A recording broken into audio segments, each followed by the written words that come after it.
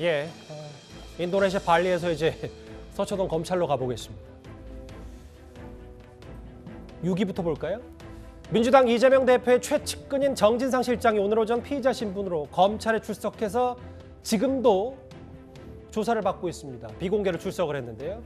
검찰은 일단 정진상 실장에 대한 구속영장 청구를 검토 중입니다.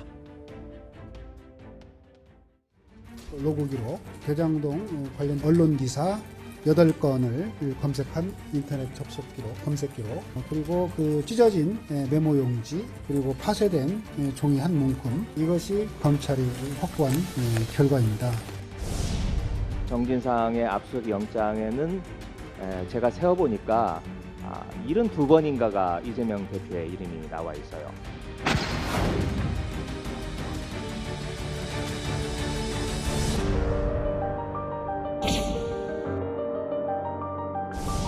이분은 측근이라고 말씀하신 적 있으시죠? 아, 그럼요. 정진상은 여기서 바로 매일 서로 상의하고 있죠.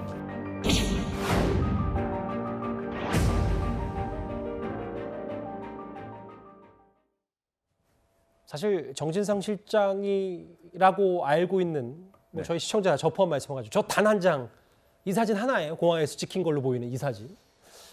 민주당 당직자분들도 여기 계신 분들 뭐 여러 봤는데 정 실장 직접 본 분이 이렇게 많지는 않더라고요. 네. 오늘 비공개로 소환 조사를 받고 지금도 아마 그 검찰 조사를 받고 있는 것 같은데 그렇죠. 지하 주차로 가서 또 한번 카메라 포착이 실패했습니다. 네. 그러니까 계속해서 이제 비공개 소환 뭐 이런 얘기가 이제 언론에 보도가 되고 있는데 사실은 정진상 실장이 요청을 했다고 해요. 검찰에 난 비공개로 그 조사를 받겠다 이렇게 됐는데 아마 그래서 이제 서울중앙지검의 곳곳에 사실 카메라 기자들이 그 포진이 돼 있었는데 아마 잡지는 못한 것 같아요. 저희 지하 주차장으로 바로 들어가면은 그 카메라 촬영이 굉장히 어렵거든요. 그런 점에서 근데 이게 이제 규정에 따라서 검찰은 그 포토라인에 세우느냐 뭐 그렇지 않느냐 하는 건 본인이 원하지 않으면 현행 규정으로는 그 사진에 찍히지 않을 수 있게 되어 있습니다. 근데 정진상 실장은 뭐 기억나시는 분들 계시겠지만 올해 1월 달에도 그 대장동 문제와 관련해서 검찰에 조사를 받았거든요. 그 당시에도 비공개로 조사를 받았습니다. 그래서 이제 그 얼굴 사진이 지금 저 사진 하나밖에 없는 뭐 이런 그 조금은 특이하죠. 그렇지 않아도 저희가 좀 취재를 해봤는데 본인이 워낙 그 저런 자맹 뭐 이런 걸 많이 한다고 그래요.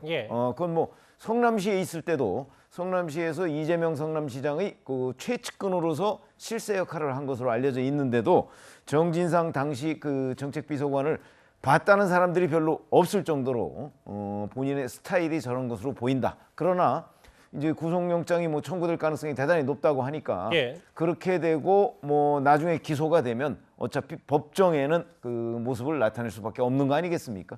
아마 그때 그 정진상 실장의 실제 모습을 보게 될 가능성이 높아졌다. 그리고 하여튼 여러 가지로 볼 때 상당히 뭐 그동안에 이제 범죄 혐의 뭐 이런 것도 그 꽤 있지만 그 이런 그 본인의 스타일이 일반 사람들과는 좀 많이 다른 그런 모습을 보여서 더 눈길이 간다. 이렇게 말씀을 드릴 수가 있겠습니다. 9시간째 조사를 받고 있고 검찰 구속영장 청구를 꽤 무게 있게 검토 중입니다. 혐의가 여러 혐의가 있어요. 뇌물수수, 부패방지법 위반, 부정처사 후 수뢰, 증거인멸교사, 제3자 뇌물죄. 뭐 대장동 관련해서 과거 2014년에 1억 4천만 원을 받은 거 아니냐. 혹은 유동규 전 본부장에게 휴대전화를 버리라고 시킨 거 아니냐. 이런 증거인멸교사 각각의 혐의를 받고 있는데 그 최진봉 교수님, 알려지기로는 뭐 일부 보도를 보니까 JTBC에 따르면 정 실장이 구속 수사를 받게 되면 단식하면서 아무 얘기도 하지 않겠다고 말했다. 그런데 구속 전에는 본인이 만약에 구속영장이 청구가 돼서 발부가 되더라도 구속 전에는 김용 부원장과 달리 적극적으로 진술할 생각이다. 터무니없는 부분이 많아서 다 반박할 생각이다.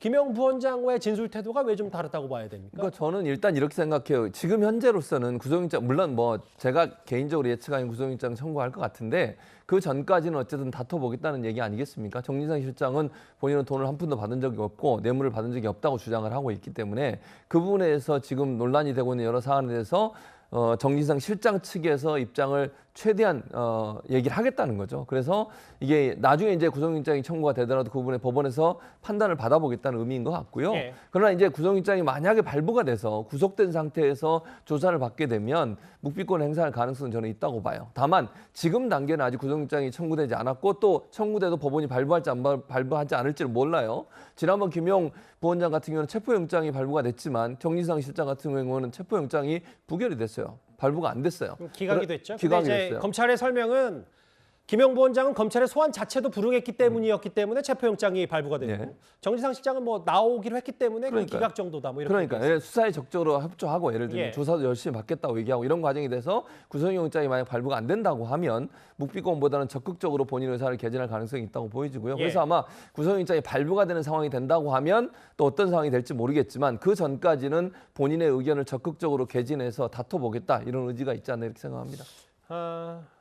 진술을 듣고 검찰은 구속영장 청구할 가능성도 있고 뭐 일단은 처음에는 오늘 검찰 조사에서 이런저런 얘기를 할 것 같다. 다만 만약에 구속이 된다면 뭐 단식 얘기까지 일부 측근에게 얘기했다. 이 얘기가 있습니다. 그런데 정 실장이 소환된 오늘 민주당은 당 차원의 기자회견을 열었습니다. 직접 한번 들어보겠습니다. 검찰의 주장은 사실이 아니었습니다.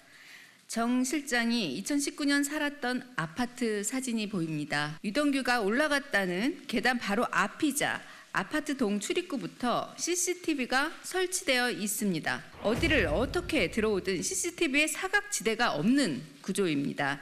검찰에 묻습니다. 뭐가 그리 급했습니까? 뭐가 그리 급했기에 아파트를 단 한 번이라도 가봤다면 감히 적지 못했을 허위 주장을 영장에 기술한 것입니까?